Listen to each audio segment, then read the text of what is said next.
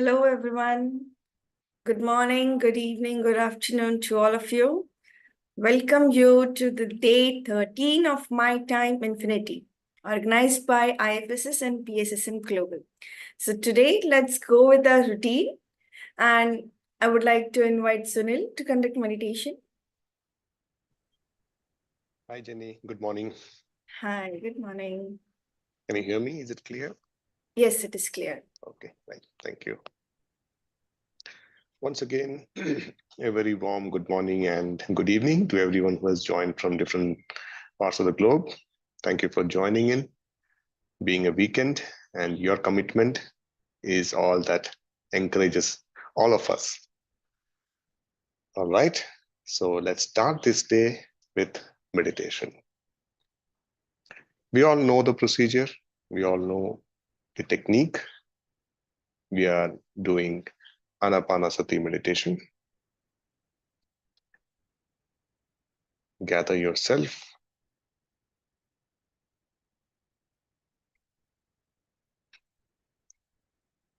Sit comfortably wherever you are.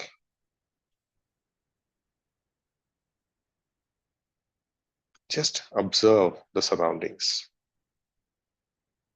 Look at the room that you're sitting in. Look around. Or if it is outside, just look around.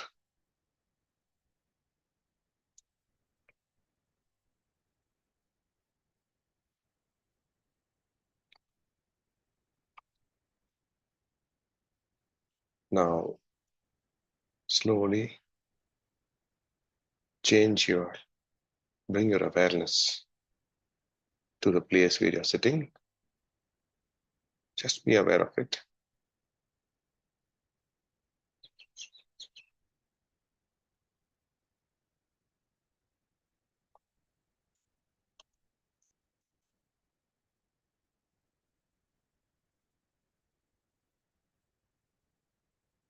Meditation is all about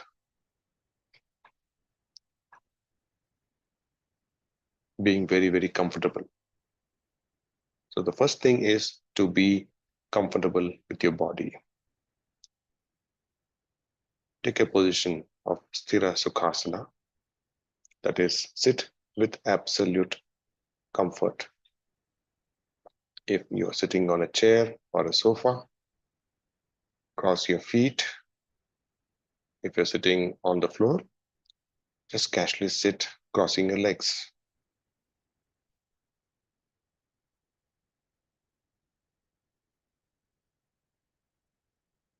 Observe your body.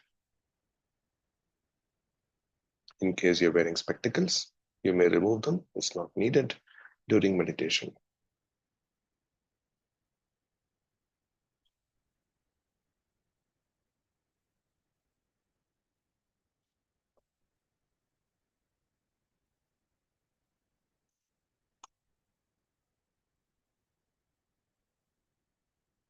Now, you may slowly close your eyes.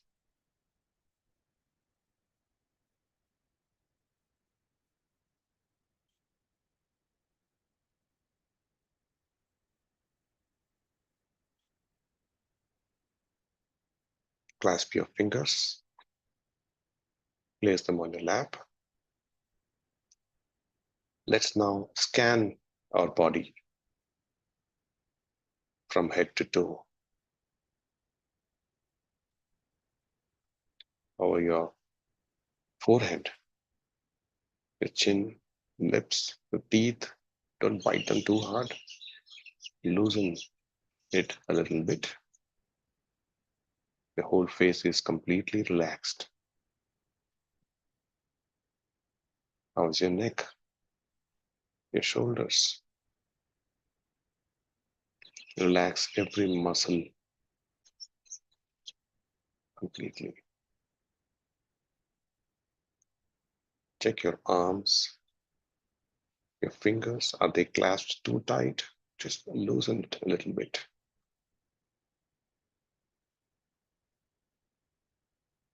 How is your back? Upper back, lower back. Take support if required.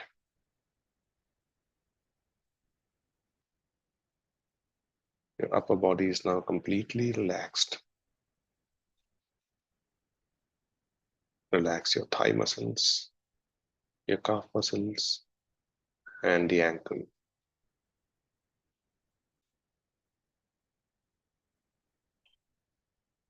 Your body is now completely relaxed.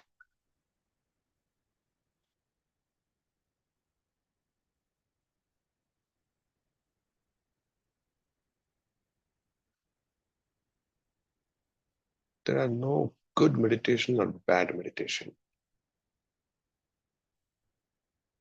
Meditation is all about being centered and observing your breath.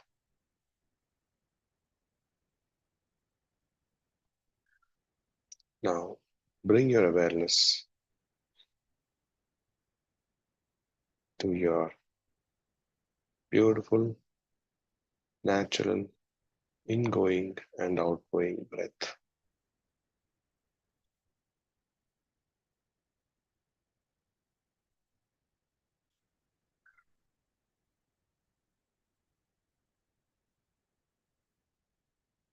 Just be with your breath. We need not alter the breath, like taking a deep breath. Whatever the pace of the breath is, just be with it.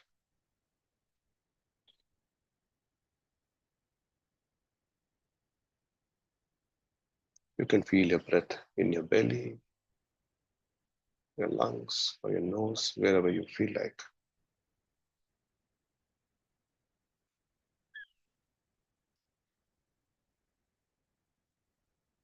Now, the only thing that can come in between your meditation is our own thoughts. It is very, very natural for these thoughts to come. Accept that.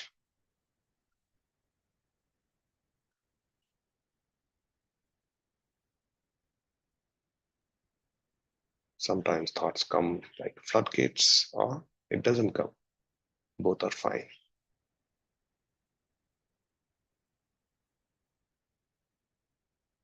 Just like parking your car when you don't need, let's park our thoughts away for the next 40 minutes. Let's not carry those thoughts. We don't need them. After you finish meditation, it's up to you. For now, this is my time. Let us just be with our breath.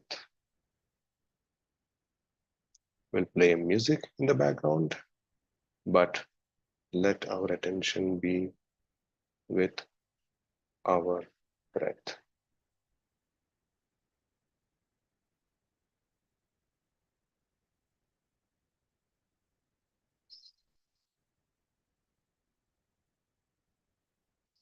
Whenever thought comes, just cut the thoughts and come back to your breath. It's that simple.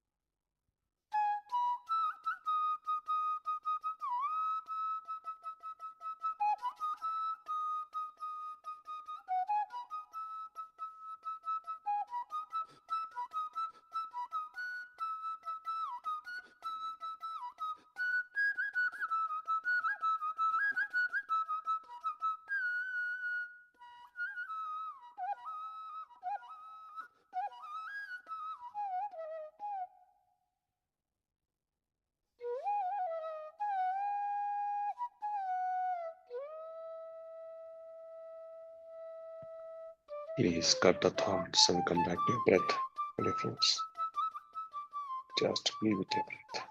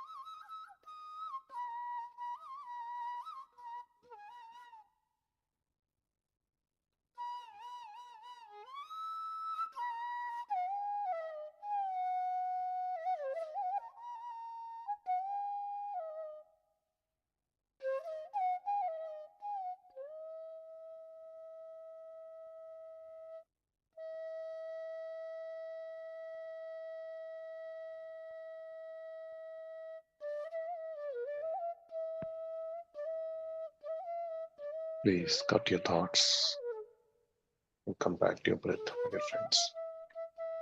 Wonderful.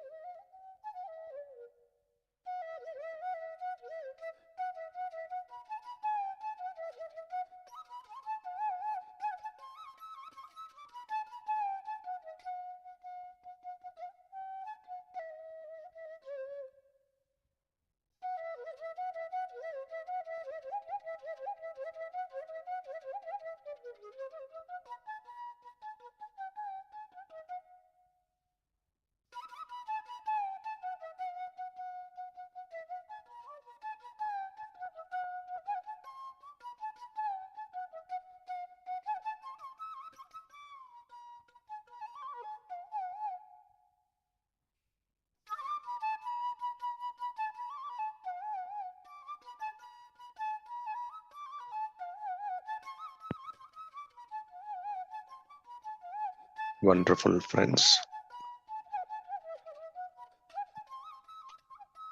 Please continue to be with your breath. Last 5 minutes.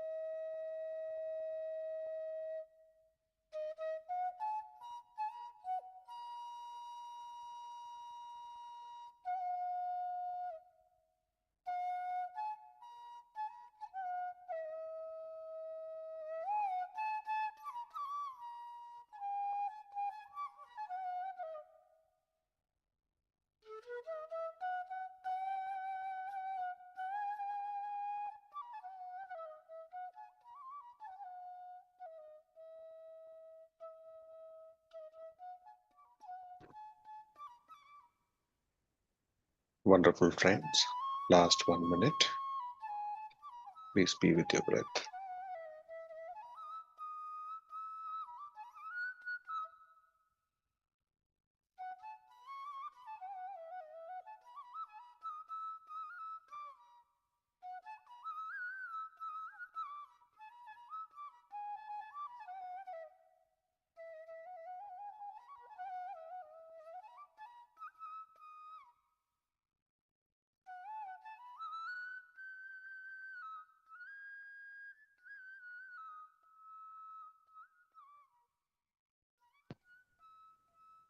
Now, slowly bring your awareness to your body. Do not open your eyes yet. Bring your awareness to your body.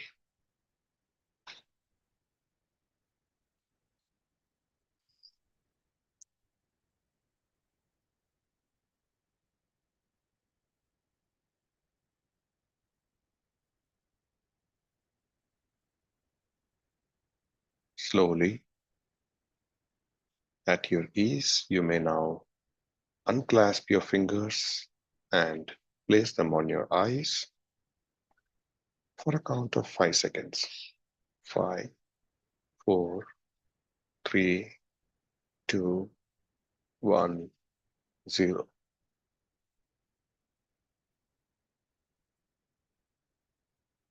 Slowly, you may now open your eyes and smile for yourself.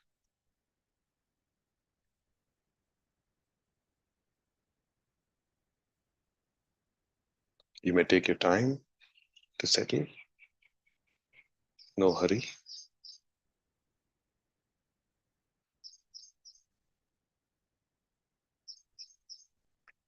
All right. Thank you so much, friends. Over to you, Jenny. Thank you. Thank you, Sunil. That was a beautiful meditation. Thank you so much. So, yeah, with this, let's go forward with our session for today. Today, the topic is psychosomaticity by Pruthvi. So let me introduce Pruthvi to you, to all of you. Pruthvi is a PhD scholar, meditation practitioner, and a trainer. Throughout her academic pursuit, she obtained a basic understanding of human psychology and body metabolism. In parallel, she was especially integral to see the altered state of mind elevating the so called incurable diseases. This led the researcher in her to sit up and look closely at the deeper root cause of all our maladies, the link between the mind and the body. In her research, she has practically witnessed how meditation regulates HPA excess, decreases stress hormone level, and improves sleep by the secretion of melanin. She is also a certified Silva Ultramind ESP system trainer. So, welcome, Pruthvi. Hi, Jenny. Thank you so much. How are you? Good. How are you? I'm also good. So, Yeah. let's go with it. Over to you. Yeah, thank you. Thank you so much. So today we will be having the session. Even Jenny will be adding a lot of things with us. And we will also have Sam with us to add because this is the most important topic where we are getting into the aspects of mind and talking about how thoughts are going to create our reality. So good morning, good evening, everybody. So let's have an open mind because for the first time when I started when I got to know that mind and body are connected, it was a turning point for me because a situation like my mother's health condition. She had a rheumatic heart disease, and during my master degree, the final exams, she was hospitalized, and we had to take her into the ICU and all, and it was a tough time. So I started questioning, why did she get this disease? And that was the time where I wanted to even decide on the subject in which I wanted to do my research. So that was a very turning point for me, where I started to question why rheumatic heart disease has come to her. She has got RHD. So I started reading a lot of medical books, and it said that it's an autoimmune disease. Autoimmune disease means where our own immune system starts attacking our body, thinking that our own body part is a foreign particle. So why does it happen? None of the medical textbooks could actually give the answer why it is happening. So then I came across a lot of other modalities of medical things apart from the physical body, the allopathy. And then I got to introduced into psychoneuroimmunology, which said that our mind has very, very deep rooted connection with the body. Everything that happens in the mind will be reflected on the body. And this just turned my perception of life 360 degrees. So it just blew my mind, like, how can my thoughts have an impact on my body? I didn't understand. Then I started researching a lot about it and got into actual research with inside the lab, in the lab. And also I started researching on myself, wanted to reflect upon what thoughts I am having and how they are impacting on my health. So it's very important to understand how this mind works. So before I get into the presentation, let's do a small activity. Okay, so this is not any meditation. It's just a simple mental activity. So I request people, participants, friends, please turn on your videos. Whoever it is comfortable, please turn on your videos so that we can interact and understand better. Okay, thank you. Thank you so much. Thanks for turning on your videos. Okay, so friends, we'll get into this activity quickly. So close your eyes. We are not meditating. Just follow my instructions, okay? Close your eyes. Close your eyes. And just imagine a raw mango in front of you. Fresh, green, raw mango. You just take it in your hand, smell it, and carefully cut the mango into 2 halves. Sprinkle some salt, sprinkle some chili. Bring it to your mouth and take a bite.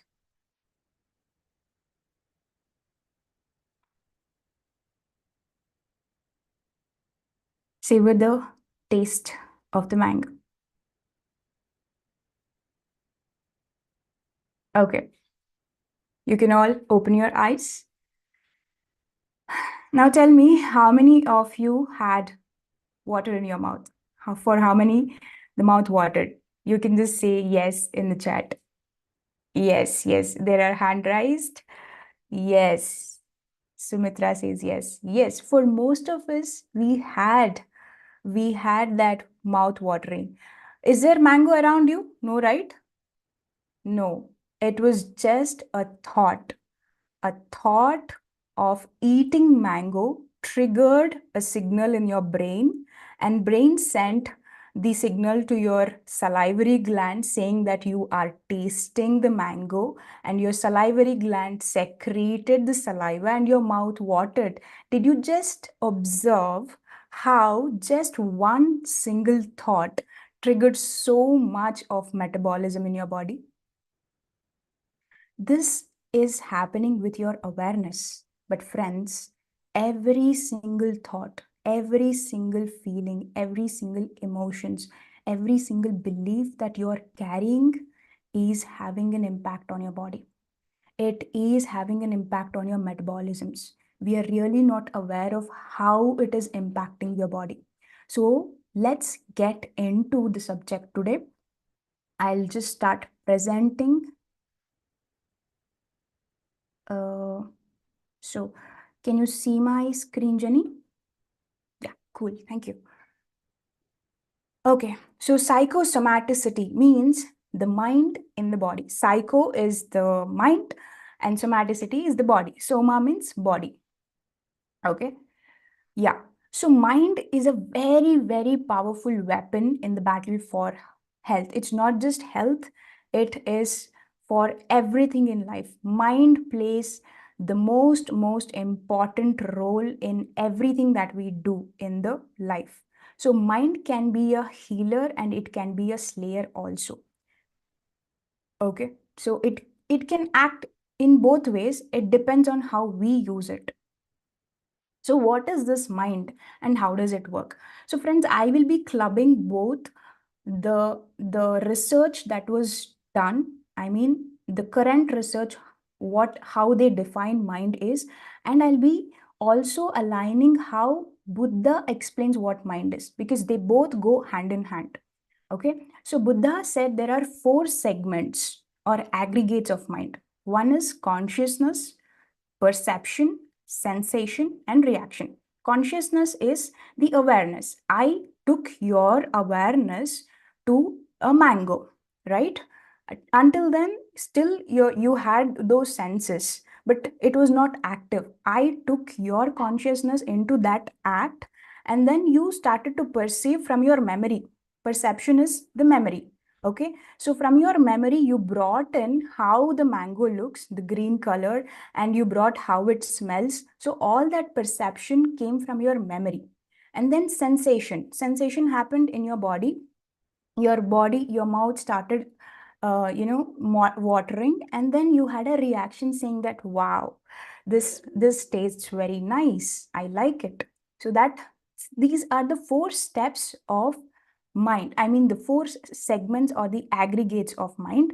And current the research also says how the mind works. So here the current research says the attention, what we call as consciousness here, is also the attention and awareness. Wherever the attention goes into the thought or the emotion. So thought and emotion is the perception here, okay? The second part, how you think and how you feel will give rise to how your body reacts. The sensation part, the third part, okay? And then it results in the behavioral reality on how you act. That is your reaction to the awareness that is happening, okay? So the key here is the attention or the awareness. Where is it going? Because we have so many pleasantful thoughts, unpleasantful thoughts, so many memories, but where is our awareness going and what are we repeatedly thinking throughout the day? That will decide on how our body will be reacting and how that leads to the behavioral reality. That is what we will be creating in our reality. So to talk more about the perceptions, I want you to quickly tell me, what do you see in this image? What is that first thing that you see? Type it in the chat. Are you seeing a girl's face or a musician playing saxophone? A man playing saxophone? What do you see? Type it. Yeah, musician. Some people are saying, Jenny saying a girl, Deepika says musician, Manoj says both. Okay, first, as soon as you saw, what did you see? Young, okay, a person's face, girl, musician, young women's face, girl. Okay, so we all have different instrument. Okay, cool. Thank you so much. Thanks for being so active. So we all have different ways of perceiving things. Okay, this is like 1 second. Okay, so here our visual perception is different. As soon as we look at this image, one person is is seeing a girl's face, but the other person is seeing a man who is playing an instrument. So our visual perception is different. Okay. And we actually do not see things as they are. We always see things as we are programmed. So what we are programmed is something that comes from our childhood.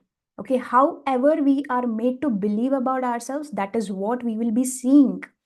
We are not seeing the things as they are. That is why we have been telling in the meditation practice that we need to see things as they are without wearing the colored glasses. So we have been programmed to wear a colored glass and believe something and perceive things differently. The same glass of water, one person perceives it in a very happy mode, saying that with so much of optimism, saying that this glass is half full, it has half water, and the other person feels sad about it, saying that this is half empty. Seeing the same reality, the same thing, but perceived differently. We are seeing the life with colored glasses, but not seeing things as it is.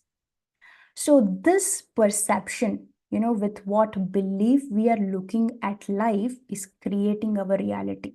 If we believe that something is good, our body is producing all good hormones. We perceive somebody says some good words about us. So, if they appreciate, we feel so good, and immediately our body produces so much of serotonin. Okay, that is the happy hormones, and we start feeling like, oh wow, this feels good, I want it more, I want it more, I like it.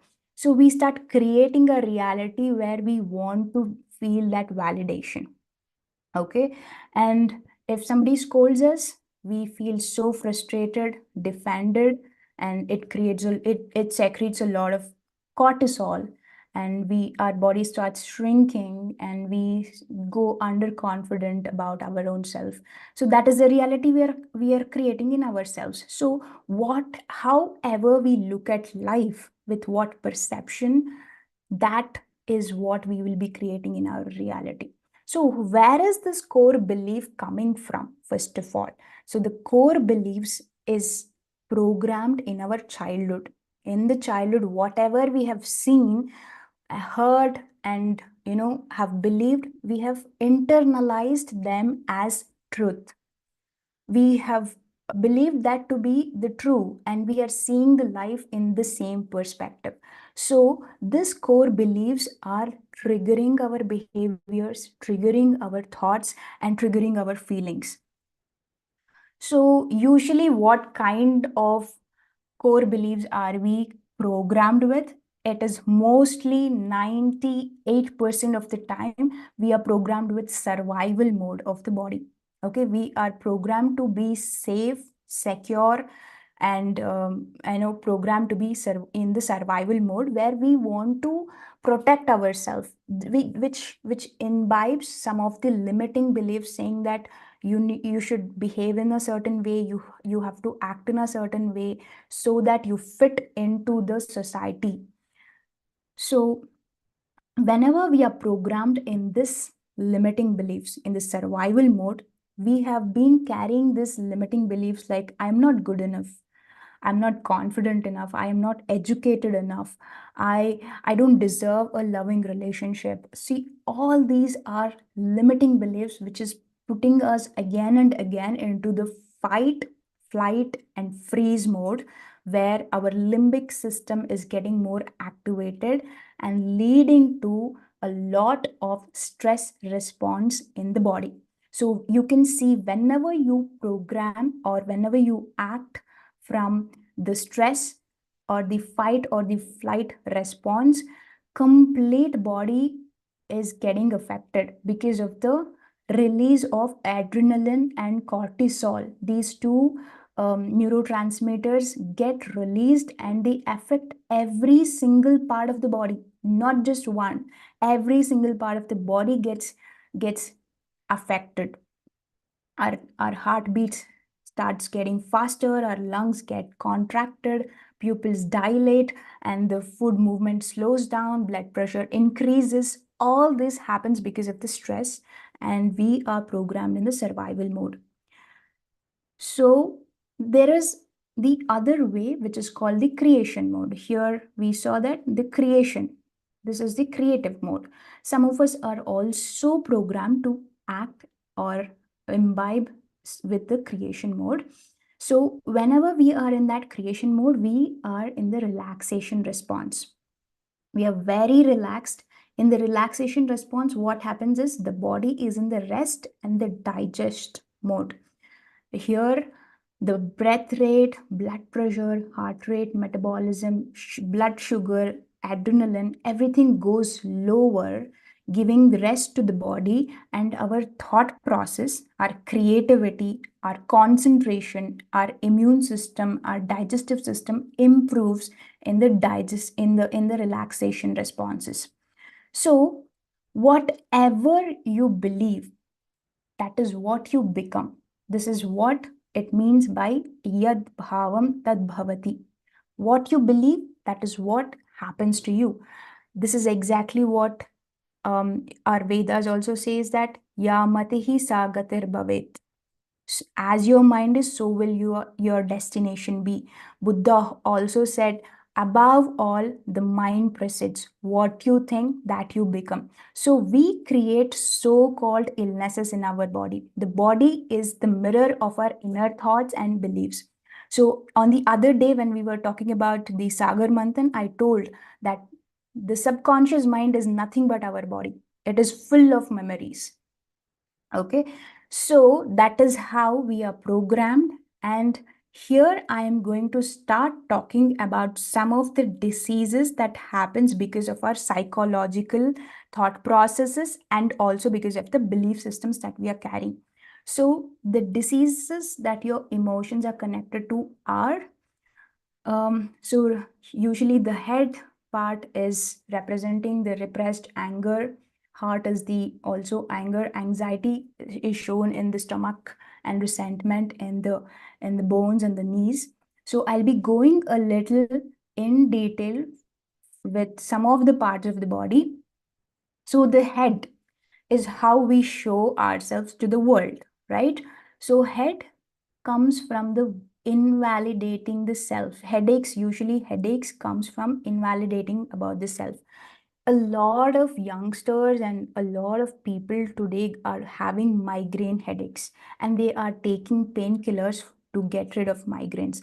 Friends, the actual reason for migraine is, you want to be perfect, and you're creating a lot of pressure for yourself to be that perfect self. You're not accepting yourself as you are, but you want to show to the world that you are perfect, and you're putting yourself in that pressure.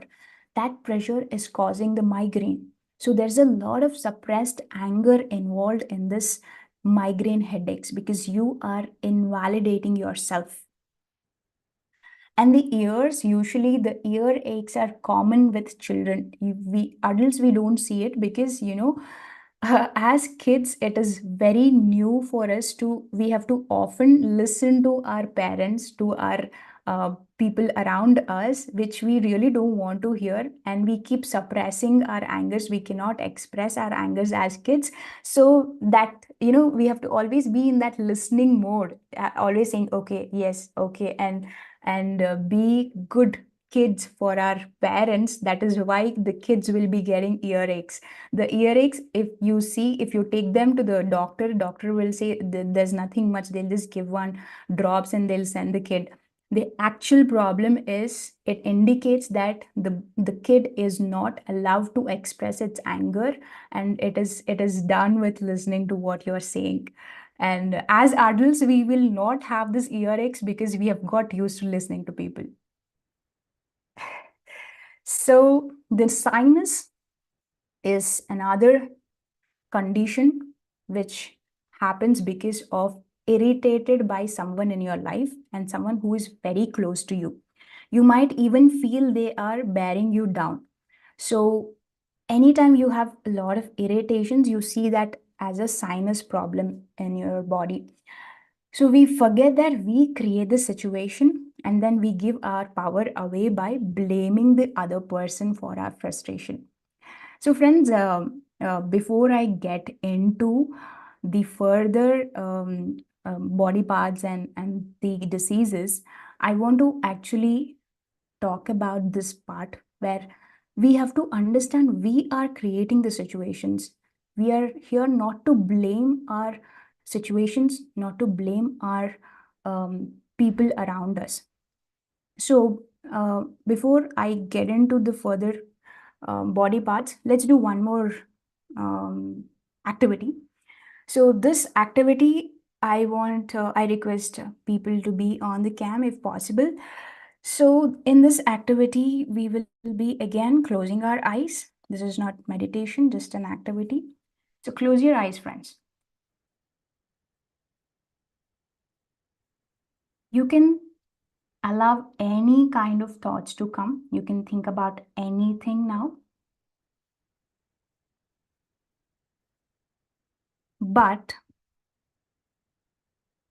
don't think of a pink elephant attacking you. Do not think of a pink elephant attacking you. Other than that, you can think of anything else.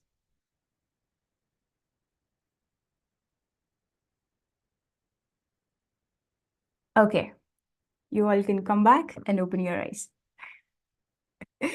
So I see some people smiling. Why is that so? Did the pink elephant attack you? Right. Yes, right. I said do not think of pink elephant. But your mind, our minds and our belief systems are programmed where, we think of it. So, friends, why I made you do this is because you cannot say that, Prithvi, because of you, I thought about a pink elephant. You have never seen a pink elephant. You imagined it and you saw it attacking you. That's so crazy, right? So whatever kind of thoughts you are thinking, you are 100% responsible for it. If this exercise brought a smile on your face, that is the reality that you created. That is the experience that you created for yourself. It's not me who created it. So we need to understand this truth that anything that happens in our reality, we are 100% responsible for it. Any kind of experiences that we are going through is because of us, 100%. Okay, so I'll get back to the slides. Okay. So here again, I just want to underline some of the things which I said. Where attention goes, energy flows, and energy result shows. We all have seen this. Now, who is directing your attention, friends? In the last two activities, you all gave me the responsibility. You allowed me to direct your attention into a mango and also made you think about a pink elephant. So you allowed me, but in general, throughout your day, who is directing your attention? Have you ever questioned this? We have unfortunately allowed things, social media, environment, places to actually control our awareness, our attention. So unconsciously, most of the times, and consciously, sometimes, we have given the authority of directing our awareness to people, things, and circumstances, and we have end up in blaming, judging, and complaining. We are not taking the responsibility. That is not the true responsible person does. It is, if you are acting as a victim, you will keep blaming, judging, and complaining about your reality. But if you are a creator, you will take 100% responsibility and become conscious about what you think, what you believe, and how you act. So no person, no place, no thing has power over us. For We are the only thinkers in our mind. I told you do not think of pink elephant, but you ended up thinking in about pink elephant because you are responsible for what you think. So we create our experiences, our reality, and everyone in it, every person in our reality, we have created them in our reality. So let's take 100% responsibility and get further into the other parts of the body. So neck and throat. The neck represents the ability to be flexible in our thinking. So usually whenever we are not flexible, means we are being stubborn. That means that is when we get this stiffness in the neck, and we are stubborn about our own concept of a situation. Okay. And throat, this is very, very important because right now thyroid has become like, like the diabetes and the blood pressure. This thyroid has also become a very common condition which is seen everywhere. At least one person in 10 people is having thyroid issues. So the throat represent our ability to speak up for ourselves, to speak the truth. And also it is the creative flow of our expressions. So tonsils and thyroids are just frustrated creativity from not being able to do what they want to do. Usually they have so much of things, but they are trying to please people around them, trying to fit into the situations, and they are not able to express what they really feel. They are not able to speak their truth. This is leading to the problems of thyroid and tonsils. And the next thing is lungs. So lungs is a representation of, the breath going in and going off. Out of it is breath is nothing but life, right? So it is our ability to take in and give out the life. So problem with lungs means we are afraid to take in life, or we feel we do not have the right to live fully. Usually you see that asthma people, usually they have a lot of suppressed emotions, and they have so much of guilt inside them that they feel very unworthy to live this life. That is why they go through this condition called asthma. They feel that they don't deserve to live this life. And some people who get into some addictions like heavy smoking, they are actually escaping from the life. They feel that they are denying life, and they have to punish themselves because of the guilt they are carrying. So these are some of the conditions which gives us insights on how our belief systems have an effect on our body parts. And coming to the heart is like, our heart. We all know the heart represents love, and we all don't know this special thing that our blood represents the joy. So our heart lovingly pumps the joy throughout our bodies. Okay. So when we deny ourselves of joy and love, the heart shrivels and becomes cold. Usually, as a result of this, the blood becomes sluggish, leading to anemia, angina, and heart attack. If you see people having this heart attack, you see they are not very joyous, they are not very loving. And a lot of people will have grief, sadness in their heart. This is exactly what I could observe with my mother's health condition. A lot of grief and sadness was leading to the disease inside the heart. And anemia is something that I also had when I was when I was going to colleges, because I also had this problem of self-identity, not very joyful, and I used to always feel very tired. And a lot of times I went to give blood donations for donating blood, and every time I used to get a pamphlet saying that you have to eat all these things to improve your blood, you don't have blood properly. And today my blood hemoglobin levels are almost 12, which is above the average. point that needs to be there. That's only because of meditation. I give all the credits to meditation. So coming to the stomach. Stomach is all about digesting the new ideas and experiences that we have.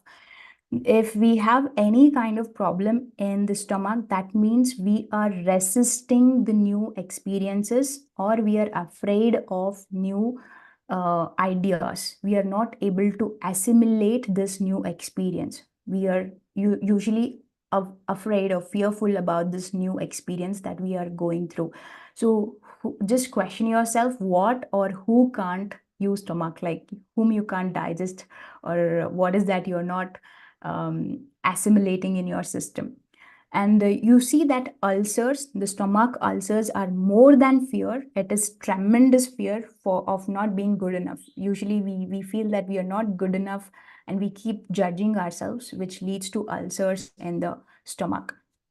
And the colon represents the ability to let go, to release, which we no longer need. So usually people who have constipation, they usually don't give up their old things. They always want to stick on to their old patterns, and they're not ready to give up. So even giving their old clothes to people is a difficult thing. So they stay in the stifling jobs, hold on to old relationships that give them pain.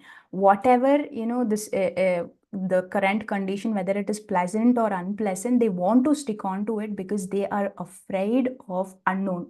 This known reality, whether it is unpleasant or pleasant, they want to stick on to it and keep holding on to that old memories. So they go through this condition. And the next thing is the knee. Usually the bones, legs help us to represent the movement of our life, and knees represent, just like the neck, it is also representing the flexibility. So they express bending and pride. So usually we see that people who have knee problem are little stubborn, egoistic, and they take things upon their pride. So they want to move forward, but they do not want to change the way they are moving. They want to stick on to their own way. So being self-righteous is more important than, going in the different direction. This is why knees take a very long time to heal, because knees is associated with our ego, with our pride, and our self-righteousness. Okay.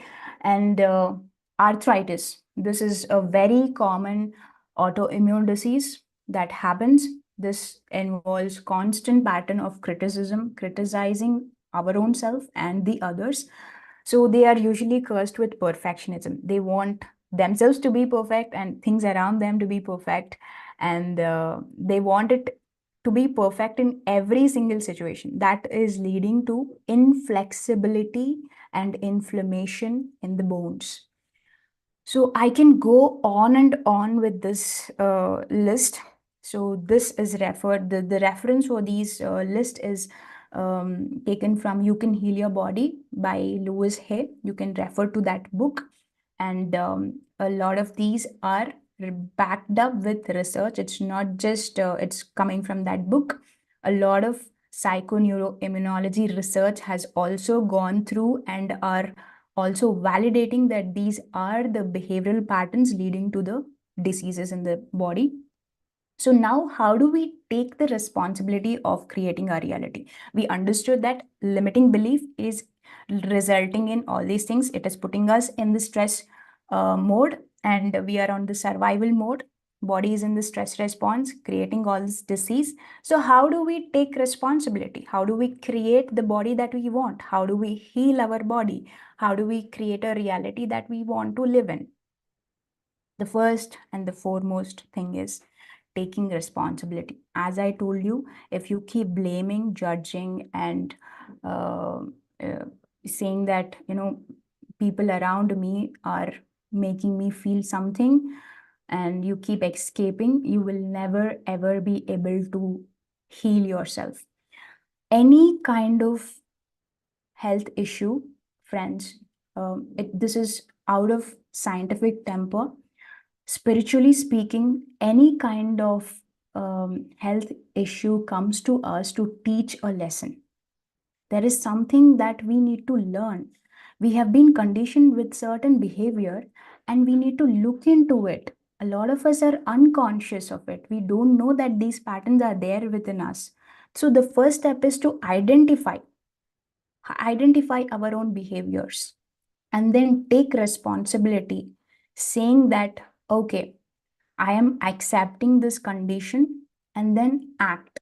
That is how we take the responsibility of our conditions and start shifting into the creation mode. From the victim mode, we start getting into the creation mode. As we start doing this in meditation, and the more we become aware, the more we become alert, conscious, we are creating distance with our thoughts, with our feelings and emotions, right? We are getting to know that we are not the thoughts and the feelings that we are feeling, we are beyond that. So this distance is giving us a self-realization. And also, friends, now you see that your attention is all over the place during the daytime. It is all over the place. It is not focused. In the meditation, we are helping ourselves to be with our breath. One pointed focusness, we are practicing it and we are bringing our energy to one point. This energy has to be utilized with our willpower to change the belief systems. From limiting beliefs, we have to get into the empowering beliefs. Okay. So with this, we start realizing that we are the creators. Now we are not giving the mind to control us. We are taking over the control and creating the thoughts that we want, creating the beliefs that we want, and doing the actions that we want to take. So we are taking back the control with our willpower in the meditation, with the energy that we are gaining. So with your miraculous thoughts, you can create miracles. Healing body is just a very simple thing, friends. You can simply create miracles with using the power of your thought. Because as I said, mind can be a healer and mind can be a slayer. How we use our mind depends on us. So create miracles using your miraculous thoughts. And we will also be talking about conscious creations through intention. Intention is like the power of intent is so very important. First thing is Ichha Shakti, which is the willpower. We are gathering the energy to move from victim to conscious creator. And after we gain that energy, we gain that willpower, we need to place the right intent. So this will be, Jenny will be talking more about it. So friends, the final words that I want to tell all of us is that you are a creator. You are the master. You are the God. So be in that creation mode and don't be in that victimized mode. Take 100% responsibility of your reality and become that master and act as the God. So with this, I end my presentation and I request Jenny to talk about the Sankalpa Shakti, which is the power of intent, which will help us to create the reality we want. So Jenny, over to you. Yes. Thank you so much for beautiful, explanation about how our mind impacts our body. So you explained it very well, and even I have seen it in my personal life. Like, yeah, it happens like that. So, but if you want to change this, or if you want to learn how, so for that, power of intent is necessary, right? Willpower is one thing, Ichha Shakti is one thing that we wish to do these things, but Sankalp Shakti, power of intent, is something take us, which will take us to the point what we want to do. So let me explain Sankalp Shakti. Sankalp means positive thought. And the opposite of it is Vikalp, which is negative thought. So basically, Kalp means thoughts. Okay. Positive thoughts and negative thoughts. If you want Sankalp Shakti, Sankalp, if you positive, we in a day, in a particular day, we get so many thoughts. Like it is said that in a day we get 60,000 thoughts, right? And because of the programmed mind, we always go to the negative thoughts, always. So, and then we hear this that, okay, no, we need to think positive, we need to think positive. So, just one positive thought will not give you the positive result. For that, you need to keep your attention and focus to the positive thoughts that are coming. Attention and focus are most important things for this. For like to the attention should be on the positive thoughts, and for this we need to do meditation regularly, because only in meditation we see thoughts coming. Like we know that thoughts are coming. We can see clearly that positive thoughts and negative thoughts are coming. Only then we can choose positive thoughts and neglect negative thoughts. So, regular practice of meditation is very much important to have a proper attention and focus on positive thoughts. So let me explain it to you. Sankalp,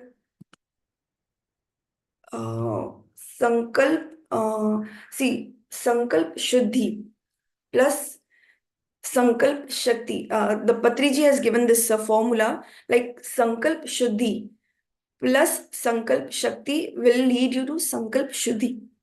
Siddhi. Sankalp Siddhi. Sorry.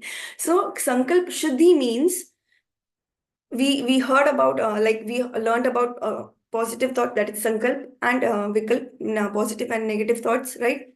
Sankalp shuddhi means only focusing on the positive thoughts and neglecting negative thoughts, that is shuddhi.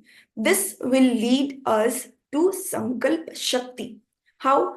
Like, see, if first we need to prioritize our thoughts. For Shakti, Shakti means we are saving the energy. Sankalp Shakti means we are saving our energy. So for this, we need three things. First is prioritizing our thoughts. If our attention is everywhere, we will not be able to achieve anything. So prioritizing is very necessary. What we want, we need to be clear on that. Then first, we prioritize our thoughts. Then, with mauna, maun means silence.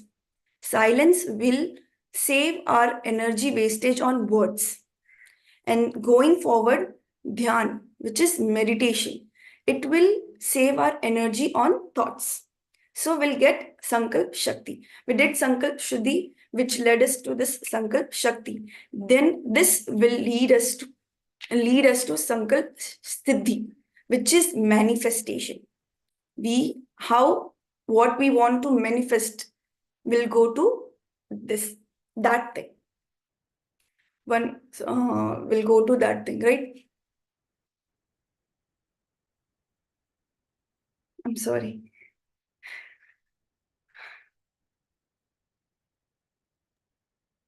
This is what. Yes. So Jenny, that's very clear, and we also have Sam to add on to this. Can we unmute Sam? Yes. Yeah, sorry, I'm outside, but still, the beautiful concept which is given by Pruthvi. This is Sankalpa Shakti, which Jenny is trying to explain so beautifully. Wonderful. I just wanted to add one point. Sankalpa Shakti is just focusing on your positive thoughts alone, coming from the negative thoughts. See, one positive thought you make and two negative thoughts you make, what happens is your energy is lost. And finally, you will not be able to manifest, right? So what you need to do is, in meditation, you need to first of all try to observe your thoughts and get to know thinking first, from negative thinking to no thinking. And then you will get control on your focus and attention. Once you get control on your focus and attention, you will know how to put it on the positive thoughts alone. And once you know how to put your attention and focus only on positive thoughts, that's when you will be able to energize those thoughts and convert it into sankalpa siddhi, which means manifestation. So, how mauna and dhyana help are, a lot of energy is being drained by unnecessary words and unnecessary thoughts. So, in meditation, you're stopping that energy drain, and you know how to control your attention and focus and how to divert it only onto the positive thoughts.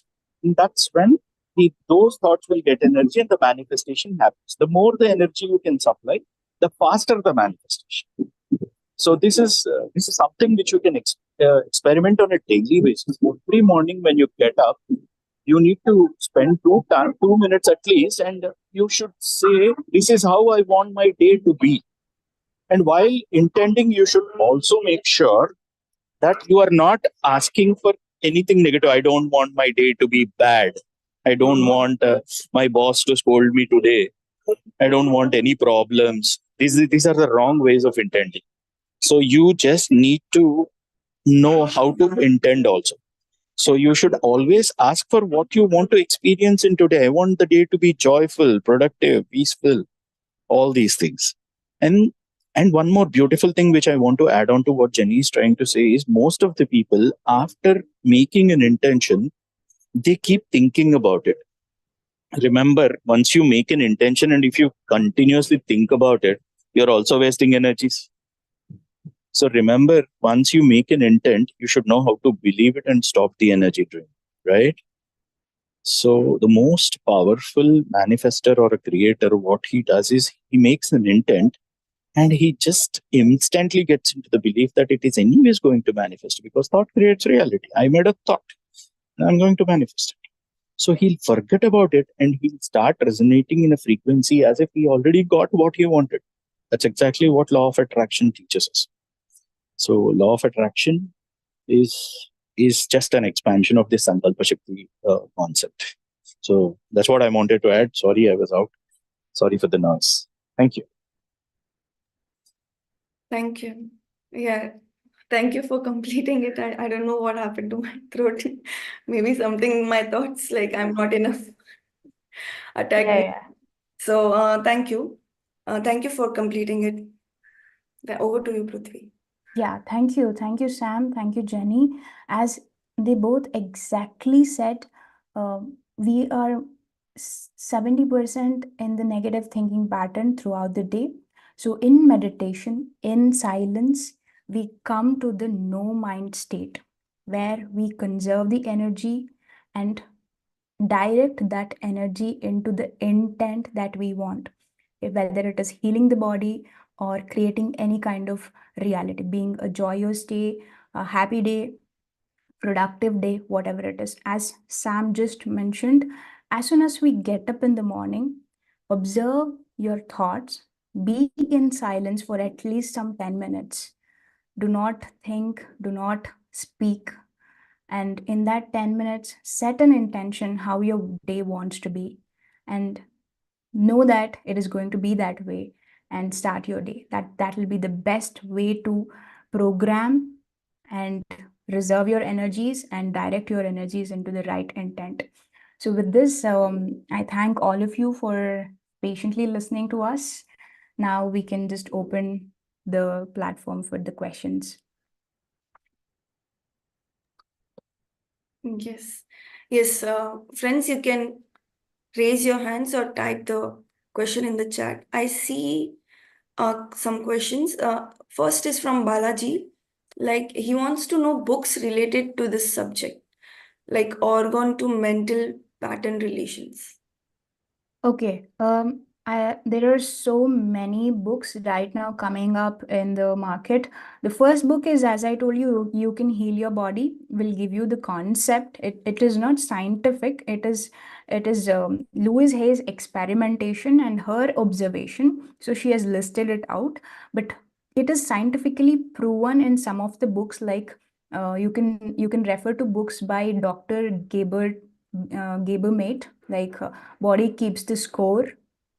You can refer to it, and also The Myth of Normal, you can refer to it. You can also refer to books like You Are the Placebo by Dr. Joe Dispenza. So these three books will give you the scientific relevance to this topic. Yes, thank you. And also, if you are not very scientific enough and you want to understand with a layman language, you can refer to The Biology of Belief by Dr. Bruce Lipton. Yes, yeah, even I'm reading that. Yeah. There's one more question from Anju Arora. It is saying that I had difficult childhood, 5 years age to 9 years age, even extremely difficult life from 27 years of age till 50 years of age, having anxiety, asthma, presently suffering from debilitating anxiety. How to move from victim to creative mode, not able to come out of my own. I think you. Yeah. Ma'am, Anju Arora, ma'am, the first thing, as we were saying, is to make the choice right now. The power to change is in the present moment. You have to make a decision, take the responsibility, and put your willpower, the Ichha Shakti. That is what is very important. Gathering your energy, conserving your energy, and deciding that I'm going to change my body. This is how the attitude of one should be. In 6 years back, I used to take so much of antibiotics, so much of painkillers to ease my body, to ease my inflammations and fevers. But I was so fed up with it. I said I don't want to go through it anymore. So I made a decision that I'm gonna quit medicines and I will see what will happen to my body. I had some lessons. I had so much of skin issues, skin problem. Then I realized I was carrying so much of insecurity within myself about my identity. So some all these health conditions are reflecting on some kind of behavioral patterns. I had to correct how I feel, how I'm carrying my self identity. I had to come out of the insecurity to cure my skin. It is not that I go to the dermatologist and keep asking for some medicines. No. So we have to learn the lessons. These health conditions are giving us some lessons to learn. So accept it, learn it, and you will see the changes happening. The healing will happen all by itself if you make a choice to change. So the attitude is what matters. Hope I answered. Yes, I think yes, for me you did. The similar question was that from Deepika, like how about depression and anxiety issues? So you answered it, right? Yeah. So depression is usually, depression happens if we think everything about us, what will happen about my life. It is not going the way that I want it to happen. And everything is about me, mine, me, mine. So we have to actually, whenever we are in depression, we have to stop thinking about ourselves and look at the life out there and see how grateful you are for whatever you have. So out there, people are suffering badly than you. So if you can put yourself away from your self identity of me and mine and think about what can I do to make this world better and go out to serve people, the depression will go down all by itself. This is the actual solution given by the medical society also these days, that they say whenever you are depressed, please go connect with the society and help them. Oh, yes. Thank you. We have one more question from Rajiv. Does meditation help with genetic diseases and age-related degenerations of various organs of the body? Yes, yes, definitely. The meditation also has an impact on the switching on and switching off of the DNA. So you know that DNA has all kinds of chromosomes, right? It will have the chromosomes, the genes for switching on the cancer, switching on the diabetes, everything will be there in the chromosome. What switches on is the environment. Environment is our thoughts, our inputs, our belief systems. So if we can correct our belief systems, if we can move from positive, I mean the negative to positive thinking, we can definitely change the DNA. We can override the DNA. This is exactly what Bruce Lipton worked on, and he said the stem cells are cells which can develop into any kind of organs. Okay, they developed into a particular organ depending on the environment that was given. So what environment you live in, matlab what thoughts you are filled with, that will decide on rewriting your DNAs. So degeneration of various organs of the body, yes, it happens. If you see that our body is regenerating every single moment, the liver is, we have a new liver every 8 months. Our blood cells, we have completely fresh blood cells every 3 months. So body is regenerating every moment, every single day. It is not the same body. Last year, what the body I had, no cell is there in my body from the last year. Every single cell has regenerated. The reason why we carry the disease in this body is because of the memory. Okay, so we have to look into the memory, clear the past, heal the past, take the responsibility in the present, and create the future. Thank you. Right. There's one more question from Vikal Gupta. Any view specific to shoulder joint problems? Shoulders represent our responsibility, how much responsibility we are able to take about our life. So if you're finding it difficult to be responsible and you're escaping, or you feel that you're not capable enough to take the responsibility of life, that is shown on the shoulders, that represents the shoulders. So see how much you are doubting yourself about taking the responsibility of your life. Thank you. Thank you for answering that. I hope it answered Vikal, right? Yes. Yeah. So we have a hands raised by Manoj. Let me unmute you. Yes, Manoj. Hi, Hi, Manoj. thank you, Jenny. Thank you, Pruthvi, for the wonderful presentation. So, somewhere in the corner of my mind, I have this perception that, I mean, these chronic diseases or whatever are going, it is not just because of the childhood, but, an unknown reason which have been, been carried maybe before birth or something. And rather than curing them, I mean, we need to observe it. And because of those reasons, you actually have to go through this path so that you cure them automatically, rather than, stressing yourself on that and working on that and creating more, maybe vikalpas, I would say. So how true is this statement? I mean, do we really need to understand the cause behind the disease and just understand it, observe it, and get rid of it? Or really you sit on it, work on it, and get rid of it? I just want to, get some clarity. Sometimes I feel, it is more of a fantasy story where we just put everything to our childhood and the surroundings, or, whatever has been put in our mind. Instead, actually, there is some other reason unknown to be me, to me, to be frank. Just want to understand your perception of this. Definitely makes sense, Manoj. Your first question is it coming not just from childhood, even before that, right?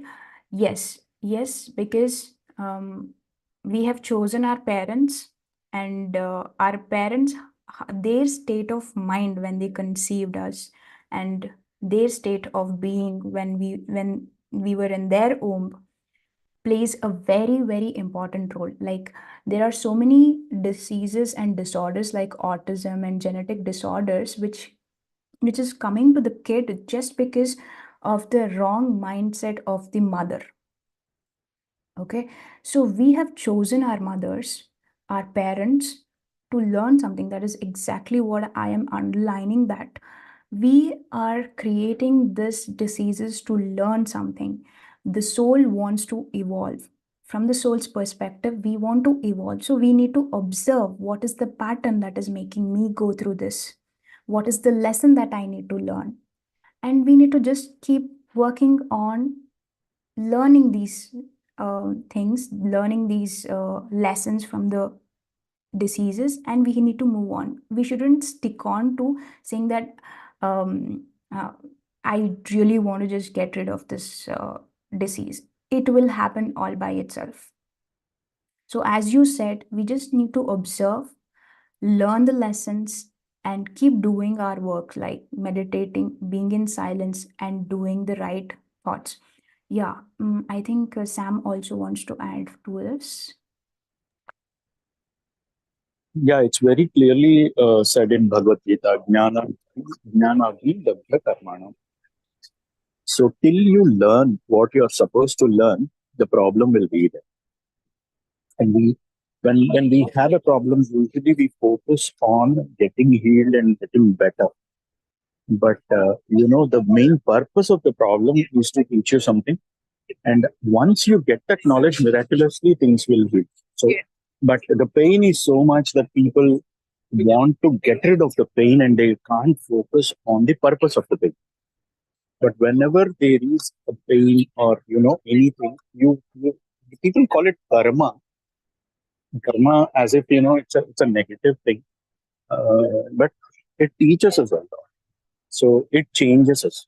Whatever you have done because of ignorance in the past, it wants to make sure your soul wants to make sure that you are done with that ignorance and you learn what you are supposed to learn. Because for soul, the only and only thing that matters is knowledge, nothing else. Because soul already knows that you are not body, you are not mind. You are here to learn. You are here on the earth to experience something and take that learning from here. And the ultimate knowledge, finally, you have to be so perfect as a soul that the more you evolve as a soul, you clear more and more karmas actually. So and you end up getting all the corrections done in your thought patterns, in your belief patterns, in your values, and you will be more aligned to the divinity. So focusing on the learning more and more rather than avoiding the pain and getting healed is the right approach. That's what I wanted to add. Thank you. Thank you. Thank you so much for adding that.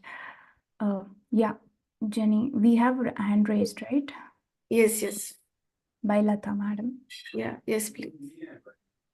Unmute, please. Yes.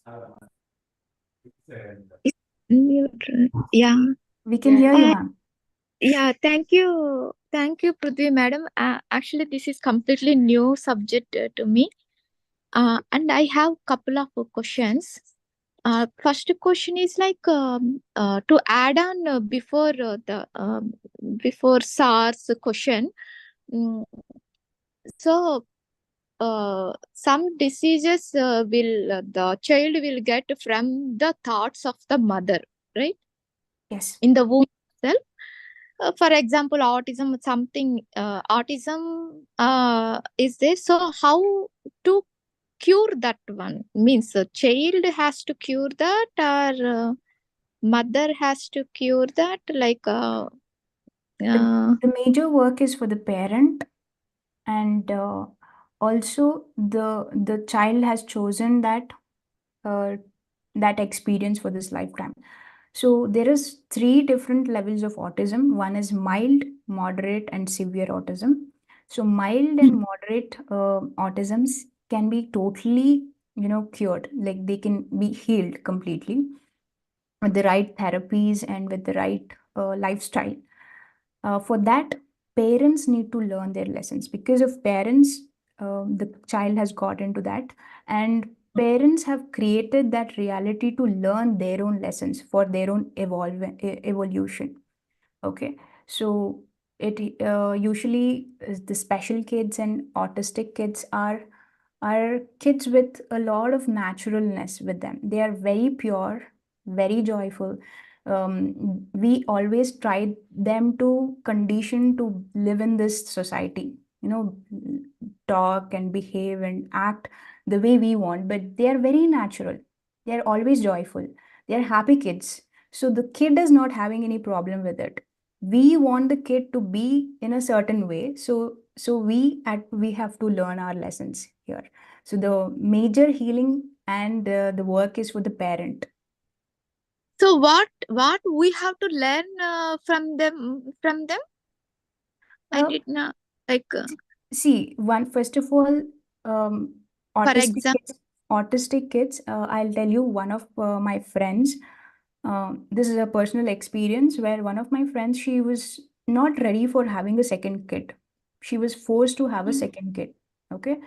And she had so much of anxiety, depression during her pregnancy. And she didn't have love for that kid at all. So that kid was a rejected kid. And whenever she is in depression and anxiety, her body produces a lot of cortisols, the stress hormones, which will damage the development of the brain. That is why the kid will have cognitive problems. Okay. So the mother and the father, the parent especially, they need to understand why they created this reality. Why did they want the second child, and why didn't wanted the second child? What was their resistance, and why did they end up having the kid? So they need to understand these patterns, get into the deeper behavioral patterns and their belief systems, and look life in a more deeper perspective and understand and learn what mistakes they have done. Okay. So before the Sampath sir told something like if we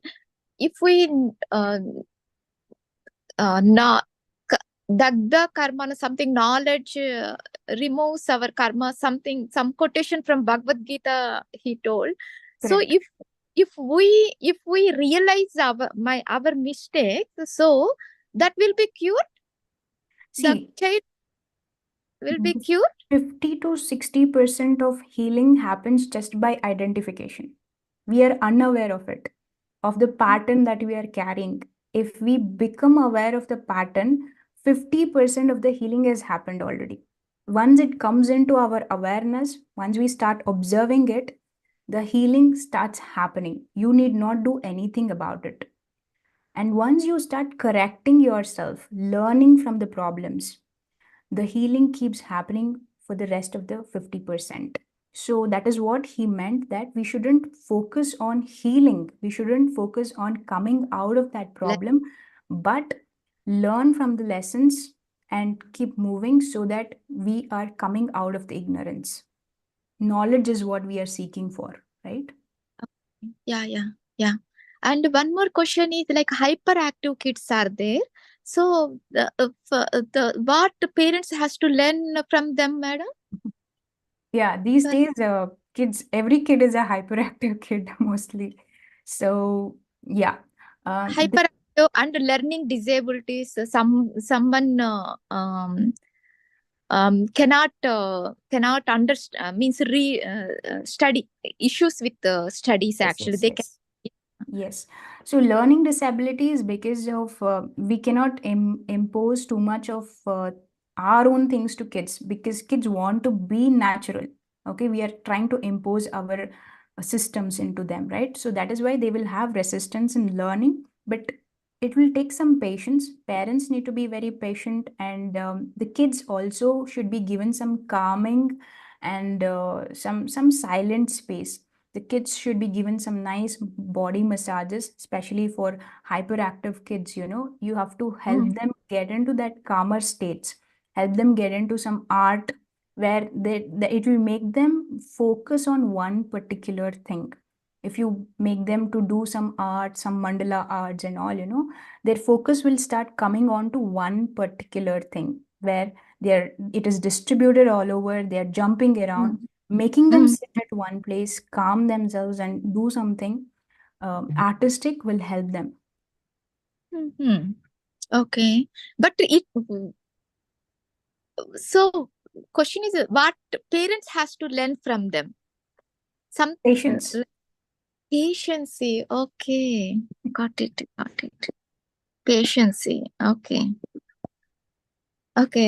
Thank you. No, I have more questions, madam. We have Okay. time, right? And one more question is, our thoughts creates a reality, right? As per so is karma affects our thoughts also? Is karma affects our thoughts? What is karma according to you? Maybe I have that belief, right? Previous birth, something we did bad. That is the reason this birth I am getting diseases. I have to suffer with the pain. That is what I have that belief.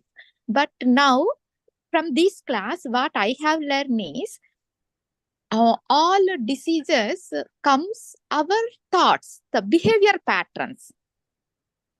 So then how karma, like what is this karma? And, is there any relation karma and thoughts, or there is no relation? See, the programming that I was talking about, the memory in the body is nothing but the karma. What is that? The actions, the past actions are stored in the body. Oh, memory means karma. Okay. Matlab, the past actions. Karma is action, right? Whatever you do is your karma. So the Karma, right. past actions, whatever the past actions in the childhood or even before you were born, whatever the actions your parents did, the reason why you chose your parents to be born in that family, that will also be there as your memory in the body. Okay, once you get into this cannot be proven scientifically. That is why Buddha didn't talk about it, but he always said that the memories come from our past life as well. Okay, our body will carry the memories of our past life Right. as well. So once Right. you become aware into this moment, you will start bringing all of that past memories onto the layer. That is what we talked in the Sagar Manthan. Right? All that unpleasant memory starts coming on to the layer. We start seeing it as it is. We will not react to it, and we keep moving on. That's all we need to do. With equanimity, we observe and go. That is how we start clearing the past karmas. Okay. Okay. And then we start taking the control of this now. The next future is in our hand. Past is done. Okay, but the tomorrow is in our hand. The future is in our hand. So we can make a choice of, we can use the power of intent here. Make the choice, conserve the energy, make the choice, use the power of intent to create the future that you want. That is what we are saying here. Okay, thought creating realities. You can use the power of thought to create your future in the present. Okay, you don't need not be victimized by your past. Okay. And one more question, madam. So enlightened masters will be there, right? So they also suffering with, suppose Ramana Maharshi is there, he at the end of his age, he suffering with the cancer, right? So like so that means their thought patterns also like not correct. No. They have gone beyond the body. They don't care for the body anymore. At least there are two kinds of people. One, people who live for their well-being, wellness. Like they want to have their health, physical health and mental health and financial health, the relationship, everything to be fine and in the well-beingness. Okay, that is one type of person. The second person is one who wants to liberate oneself from this cycle of birth. That person really doesn't bother about his or her body because they've gone beyond this body thought. They don't identify themselves with body. So they have liberated themselves. That is why we call them enlightened. They are no more identified with their body. So just to live this body, I mean to leave this body here, they want some condition. So that is why they will get those diseases. It's not that their thoughts have affected. Okay, okay.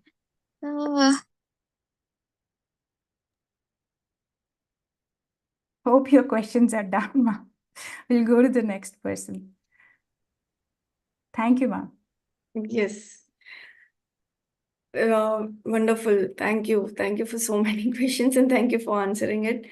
I saw Vikal also raising hands. Do you have any questions, Vikal? Vikal Gupta. Okay, let me call Swarnalata ma'am. I don't see. Hi. Am I audible, Pruthvi? Yes, Yes. we can. Yes, we can hear Oh, you. perfect, perfect. Thank you very much, Pruthvi. It's a fantastic session, and it is really, enlightened and open the, a lot of things. So I have actually, two questions. One is on the reversal on the disease. Like, you have given the example of the arthritis and all. So it is kind of degenerative, some bones or something can increase. So when you get into, to get the reason and all for things and they start working for healing. So Vikal, whether you're it breaking. You're is, breaking. arthritis or maybe disease or whatever, is there any possibility of the reversal of those things has been? Is it okay now? Yes, now it is clear. Am I audible? Yes, Perfect, perfect.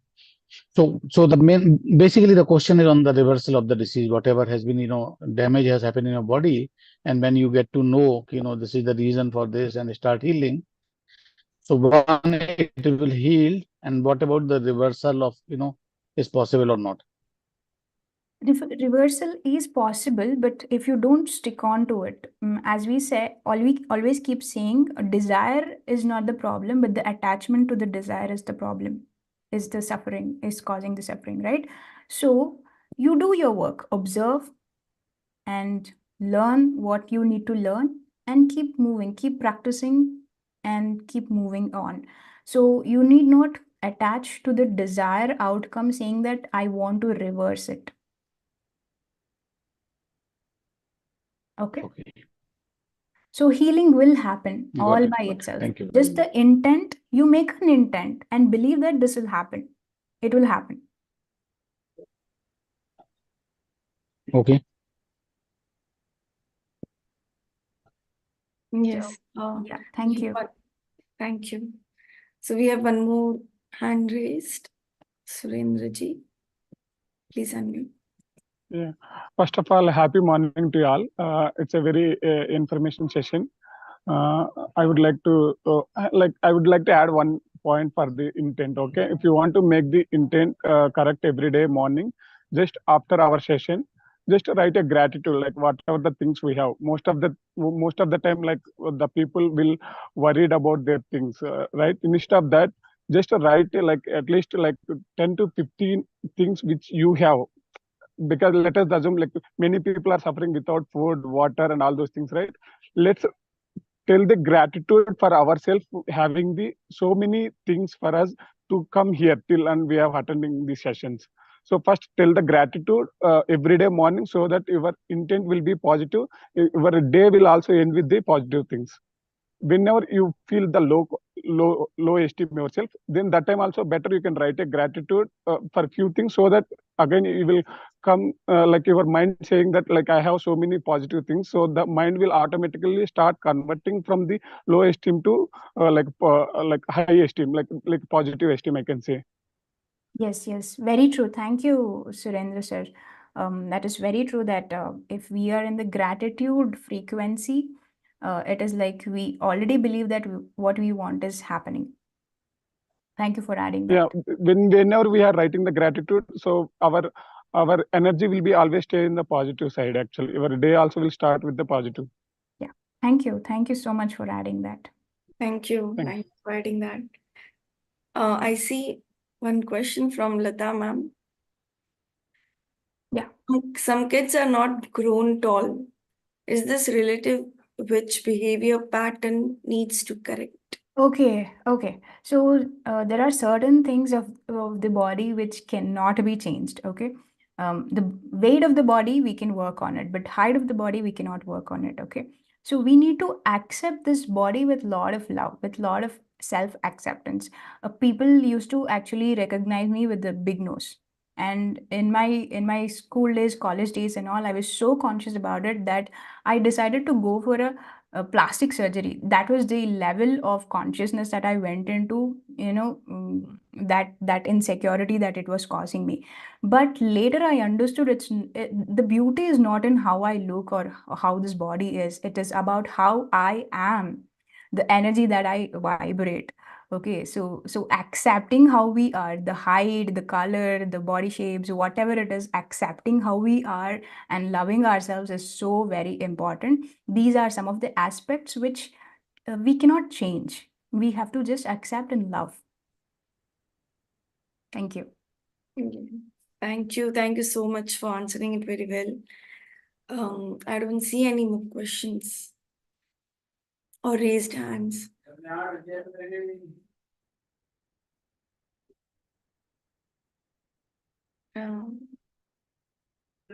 Yeah, I don't see any more questions. Okay. Thank you so much for this opportunity. Thanks to all my friends, the team, and all the participants. Thank you. Thank you. Thank you so much. Thank you so much, Pruthvi, for a wonderful session. Thank you, Sunil, for beautiful meditation. And thank you all of you to join, patiently listen, and ask your questions. Thank you so much. See you tomorrow.